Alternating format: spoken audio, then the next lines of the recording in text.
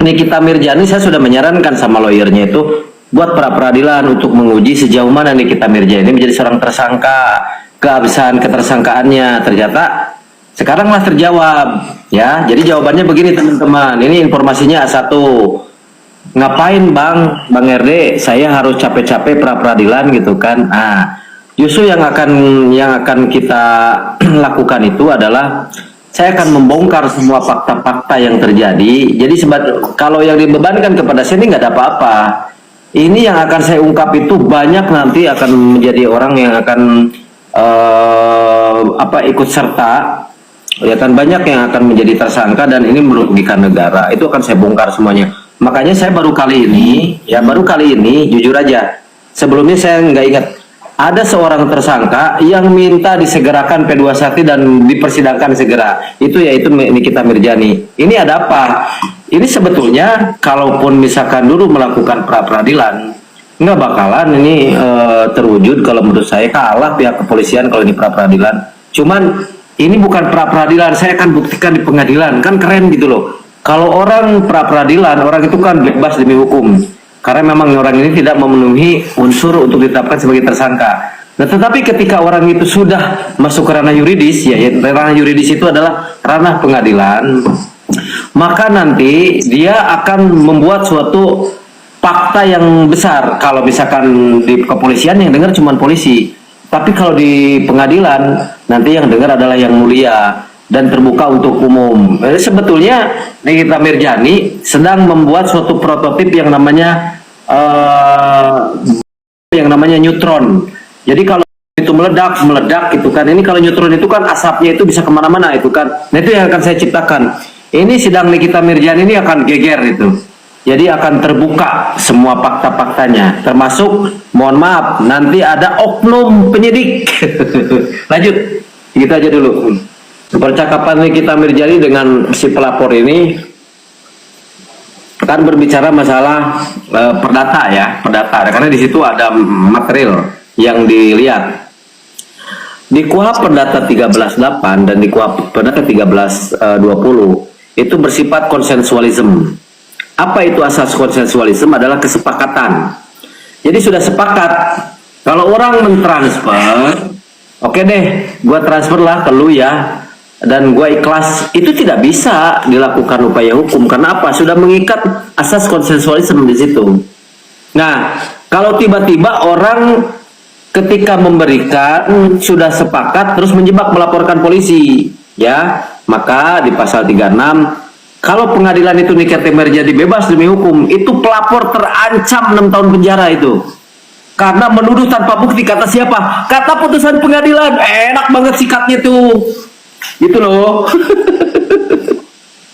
Nikita Mirjani punya kartu as, asas konsensualisme. Kalau dia menerima uang itu atas kesepakatan, dia punya barang bukti yang merujuk kepada KUHP Perdata tersebut. Jadi kalau dilaporkan pemerasan, unsurnya dia hanya melaporkan pemerasan. Tapi Nikita Mirjani punya percakapan yang lengkap di mana tidak masuk unsur pemerasan. Apalagi katanya sekarang P21 pemerasan dengan pengancaman dan kekerasannya dihilangkan. Memang tidak ada pengancaman, tidak ada kekerasan, ya kan, di dalam bukti itu. Karena nanti saksi ahli akan bercerita di muka persidangan, akan menyampaikan pengalaman dia sebagai ahli, bahwa bertanya ke yang mulia, ini di mana pemerasannya? Ini tidak bisa dikatakan pemerasan. Kenapa? Kedua belah pihak sudah sepakat. Sementara yang kita tahu, Nikita Mirjani jauh sebelum kasus ini terungkap, itu ada kesepakatan, dan kesepakatan itu bersifat privasi, ya kan. Nah, bersifat privasi itu apa? Contoh misalkan gini, tiba-tiba saya mengetahui ya tentang Elsa, karena Elsa seorang public figure, RDLO, kalau bisa lu jangan bongkar lah. Siapa yang mau bongkar? Saya nggak bongkar kok, katanya. Nggak deh, ini ada uang terima kasih ya, kita sepakat ya, kita bersahabat. Itu nggak masuk pidana itu, karena yang dilakukan oleh Nikita Mirjani ketika dia menerima uang itu ada asas konsensualisme, tidak bisa dipidanakan. Kata siapa? Kata KUHP Perdata tadi. Tetapi kalau misalkan pernyataan pihak kepolisian unsur pemerasannya masuk, apakah pihak penyidik itu bisa melanjutkan? Bisa. selama 2 alat bukti yang cukup. Cuman kita uji alat buktinya ini kemana, kan begitu. Jadi begini teman-teman, orang yang melaporkan dan tidak terbukti dia melakukan perbuatan melawan hukum, maka dia bisa menuntut balik atas pelaporan, ya kan? Nah, berarti dia melaporkan pelaporan palsu, ya kan? Tulis, bacalah di Google pelaporan palsu berapa juta sekian sekian sekian, apalagi ada unsur di situ Nikita Mirzani sudah pakai baju oranye, masuk itu akan ada kick balik dalam kasus ini. Kalau menurut analisa saya ya. Bang, di sini kan kayak contoh pemerasan kan meminta uang dengan cara ancaman atau menyebarkan video, foto atau video pribadi, bener kan? Terus meminta uang dengan ancaman merusak bisnis. Terus meminta uang dengan ancaman akan menyebarkan informasi yang merugikan. Apakah Nikita Mirzani ketika beliau mau membongkar overklaimnya si oknum dokter Begeng ini, apakah itu termasuk ancaman? Jadi gini, Kak Elsa, kan itu baru sepihak pengakuan dari si pelapor. Tetapi tujuan Nikita Mirzani ini kan dari awal yang mengikat tentang kesepakatan itu, dia tidak tidak mencakup masalah ini ada berita bohong apa segala macam dikaitkan dengan ini. Saya tahu Nikita Mirzani juga dijelat dengan beberapa junto. Kenapa? Karena dia bisa langsung ditahan, berarti kan ancamannya keras, bisa di atas 5 tahun. Namun ketika tadi saya mendengar bahwa ada unsur-unsur yang memang dilakukan oleh mereka ya untuk menjerat Nikita Mirzani, dari awal Nikita Mirzani itu nggak nyangka kalau misalkan ini akan seperti ini. Tapi dia punya sesuatu yang lebih besar yang akan dibuka di pengadilan nanti. Justru menurut saya pelapor yang melaporkan Nikita Mirzani itu adalah konyol kalau menurut saya. Kenapa? Dia melaporkan Nikita Mirzani itu dia sama dengan mengganggu seorang harimau betina. Karena apa? Kesalahan dia lebih besar. Saya punya analisa, Nikita Mirzani tidak akan menyerah sampai di situ. Ketika Nikita Mirzani dia masuk ke dalam perangkap atas tuduhan yang dilaporkan di kepolisian dan sekarang sudah di kejaksaan, mereka yang selama ini menuntut Nikita Mirzani untuk melakukan hal-hal tersebut, mereka aibnya lebih besar, yang merugikannya lebih banyak. Guys, ada gitu ya, seorang TSK yang nggak mau untuk melakukan pra peradilan. Padahal kalau Nikita melakukan pra peradilan, ada kemungkinan besar dia akan bebas, pulang ke rumah berkumpul bersama keluarganya. Tapi kata Bapak RD Lau sudah sempat untuk ngasih tahu Bang Fahmi, ayo segera ajukan pra peradilan karena ada kemungkinan besar si Nikita ini akan bebas secara hukum. Tapi kata Bang Fahmi, si Nikitanya nggak mau. Dia malah maunya agar berkas perkaranya ini segera P21. Kenapa? Karena akan ada yang dibongkar pada saat di persidangan nanti. Dan yang kena itu nggak hanya 1-2 orang, tapi melibatkan banyak pihak. Artinya akan banyak sekali pihak-pihak yang menjadi TSK baru.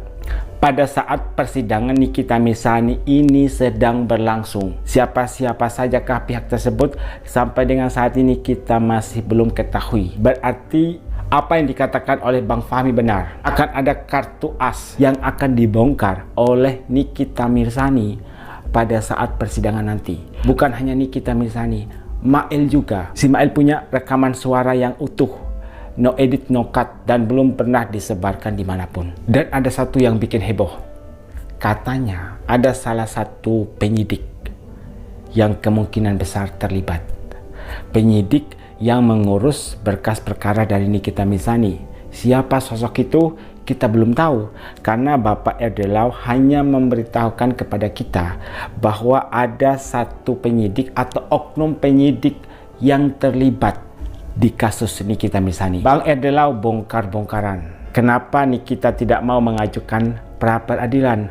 Karena kalau pra peradilan, Nikita Mirzani hanya akan bebas demi hukum. Mungkin tidak ada kesempatan untuk melaporkan balik. Tapi berbeda ketika berkas perkaranya P21 dan kasusnya dilanjutkan sampai persidangan. Disitulah nanti Nikita Mirzani membuktikan bahwa dirinya tidak bersalah. Dan akan ada kesempatan yang besar bagi Nikita Mirzani untuk melaporkan balik pihak pelapor. Karena mereka melakukan tuduhan palsu.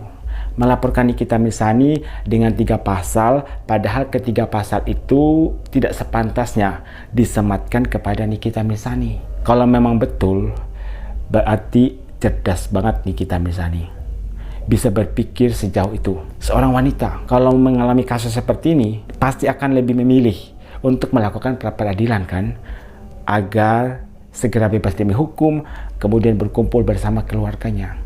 Tapi tidak atau pengecualian bagi seorang Nikita Mirzani. Bapak RD Lau saja sampai bilang salut sama Nikita Mirzani.